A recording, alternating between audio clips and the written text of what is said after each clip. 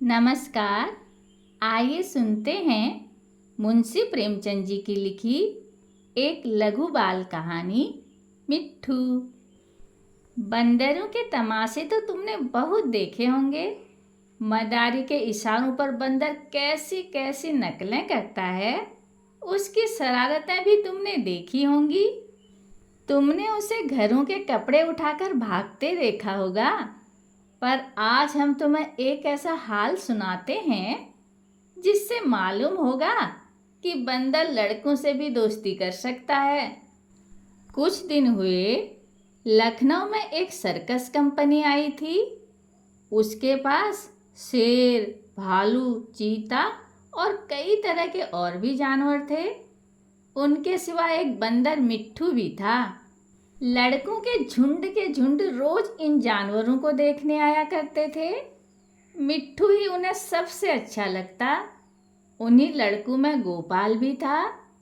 वह रोज आता और मिट्ठू के पास घंटों चुपचाप बैठा रहता। उसे शेर, भालू, चीते आदि से कोई प्रेम न था। वह मिट्ठू के लिए घर से चने, मटर, केले लाता और खिलाता।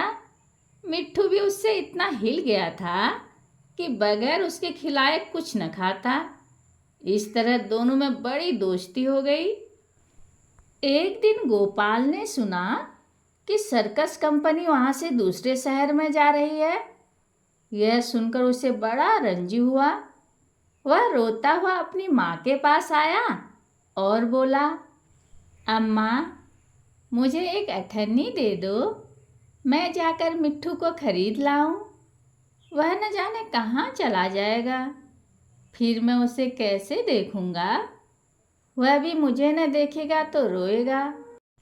माँ ने समझाया, बेटा, बंदर किसी को प्यार नहीं करता। वह तो बड़ा शैतान होता है। यहाँ आकर सबको काटेगा, मुफ्त में उलाहने सुनने पड़ेंगे। लेकिन लड़के पर माँ के समझाने का कोई असर न हुआ। वह रोने लगा। आखिर माँ ने मजबूर होकर उसे एक अठन्नी निकाल कर दे दी। अठन्नी पाकर गोपाल मारे खुशी से फूल उठा। उसने अठन्नी को मिट्टी से मल मल कर खूब चमकाया। फिर मिट्ठू को खरीदने चला। लेकिन मिट्ठू वहाँ दिखाई न दिया। गोपाल का दिल भर आया। मिट्ठू कहीं भाग तो नहीं गया। मालिक को अठन्नी दिखाकर गोपाल बोला, क्यों साहब, मिट्ठू को मेरे हाथ बेचेंगे? मालिक रोज उसे मिट्ठू से खेलते और खिलाते देखता था। हंस कर बोला, अब की बार आऊँगा तो मिट्ठू को तुम्हें दे दूँगा। गोपाल निराश होकर चला आया और मिट्ठू को इधर उधर ढूंढने लगा। वह उसे ढूंढने में इतना मगन था कि उसे किसी बात की खबर न थी। उसे बिल्कुल न मालूम हुआ कि वह चीते के कटघरे के पास आ गया था। चीता भीतर चुपचाप लेटा था। गोपाल को कटघरे के पास देखकर उसने पंजा बाहर निकाला और उसे पकड़ने की कोशिश करने लगा।